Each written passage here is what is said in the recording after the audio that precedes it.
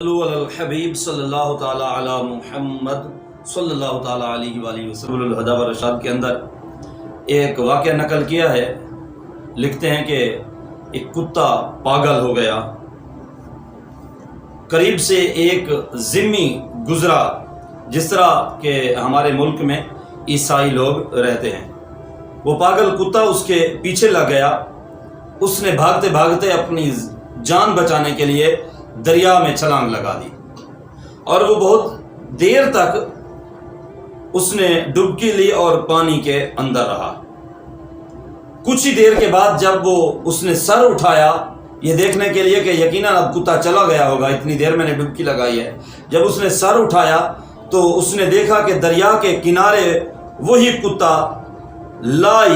اسی کتے کو دیکھا تو ینتظرہ، یہ حیران رہ گیا اس کو دیکھ کر کہ کتا ابھی اس کا منتظر تھا وہیں پر۔ جب اس نے دیکھا کہ اب میری جان بچنے کی کوئی صورت اس کو نظر نہیں آئی، اور وہ سمجھ گیا کہ یقیناً یہ کتا میری جان لے کر ہی چھوڑے گا، تو اس کافر نے دریا سے سر نکال کر اس کتے کے ساتھ مخاطب ہوتے ہوئے کہا، اگر تو مجھے ویسے نہیں چھوڑتا تو فقال یا کلب انی فی ذمت محمد رسول اللہ صلی اللہ تعالی علیہ وسلم، میں حضور صلی اللہ تعالیٰ علیہ وسلم کی پناہ لیتا ہوں، اب لڑے گا۔ یہ کون کہہ رہا ہے؟ یہ کافر ذمی کہہ رہا ہے،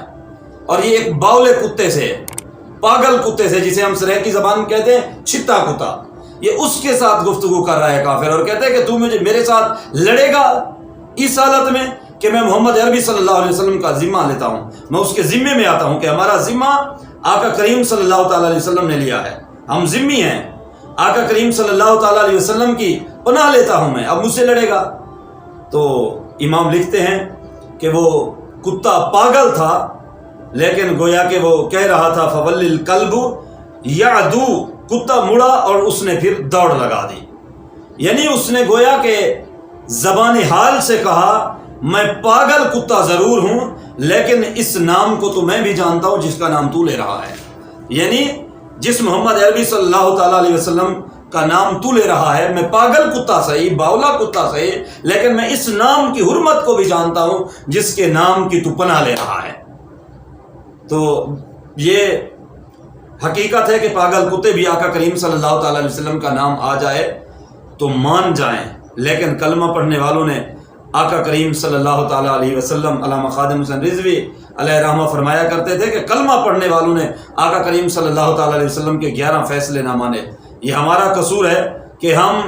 جہاں پر بھی بیٹھتے ہیں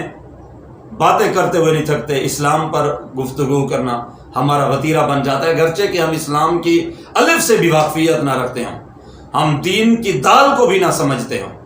ایمان کی الف کی بھی ہمیں خبر نہ ہو کہ اس کی حقیقت کیا ہے، لیکن جب بولنے کی باری آتی ہے تو ہم بے دھڑک بولتے ہیں، اور ایسے بولتے ہیں جیسے اس میدان میں محقق کیا ہم ہیں۔ تو خدا را جس موضوع کی خبر نہ ہو اس موضوع پر کبھی گفتگو کرنے کی کوشش نہ کریں۔ بہرحال آقا کریم صلی اللہ تعالیٰ علیہ وآلہ وسلم کی ذات، جن کے نام کے پاگل کتے بھی اتنا ادب و احترام کرتے ہیں، تو پھر ان لوگوں کو جو کلمہ پڑھتے ہیں آقا کریم صلی اللہ تعالیٰ علیہ وسلم کا کتنا ادب و احترام کرنا چاہیے اور اس نام کو سمجھنا چاہیے۔ آج ایک طبقہ ہے کہ جس کو خبر ہی نہیں ہے ناموس رسالت کیا ہوتی ہے، عزت رسول کیا ہوتی ہے۔ ناموس رسالت کے نام پر ان کے ماتھے پر چیونٹیاں چلنا پھرنا شروع ہو جاتی ہیں۔